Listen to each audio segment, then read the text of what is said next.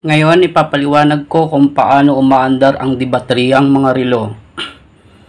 Clockwise, gagawin ko ding counterclockwise ang andar niya.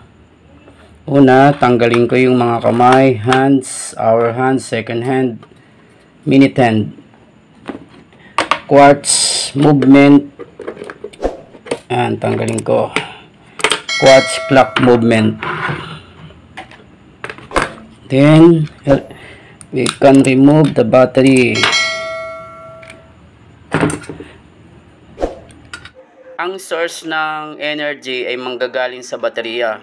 Negative, yun yung tinatawag na electron. Positive, yung tinatawag na proton. Nagfo-flow siya, papunta siya sa circuit.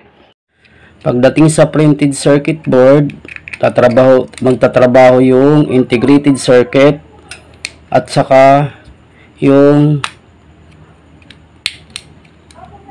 quartz oscillator. Yung quartz oscillator naman is nag-oscillate siya thousands per seconds.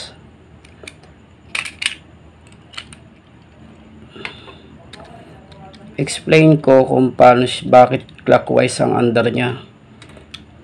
Itong magnet, tanggalin ko, magnet motor, coil, magbuhat doon sa battery papunta sa printed circuit board, integrated circuit, magwo-work pati yung quartz crystal, nag-oscillate thousands of beat per second, tapos pupunta sa coil, magkakapag-produce siya ng electromagnetic wave. Kung mapapansin nyo to guys, hindi magkaparehas ang lapad. Pagdating dito bawas, pagdating dito lapad, para isa lang ang flow niya ng electromagnetic wave. Ngayon, pag binaliktad ko to, tapos papasok ko doon sa coil, binaliktad ko, mag-iiba yung andar niya. Imbis na clockwise, magiging counterclockwise na siya.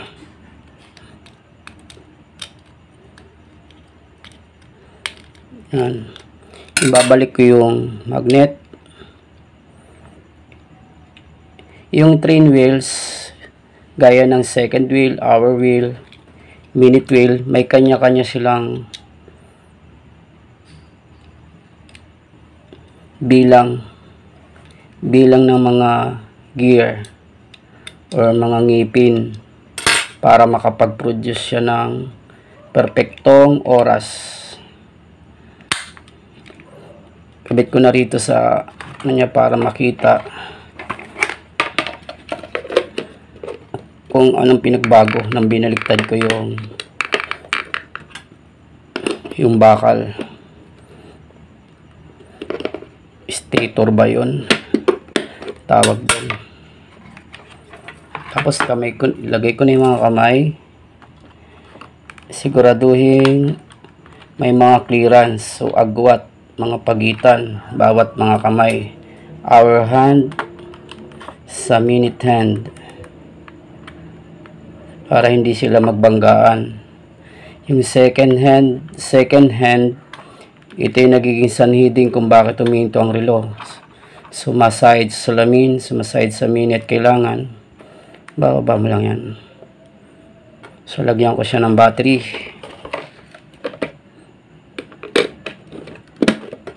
A few moments later. Ayan guys, naging counterclockwise ang andar niya.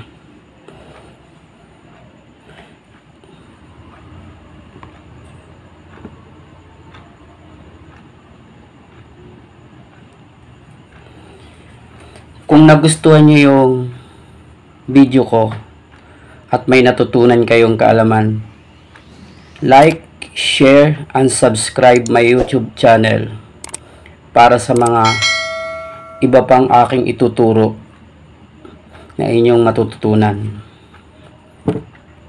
Okay, salamat. Salamat po.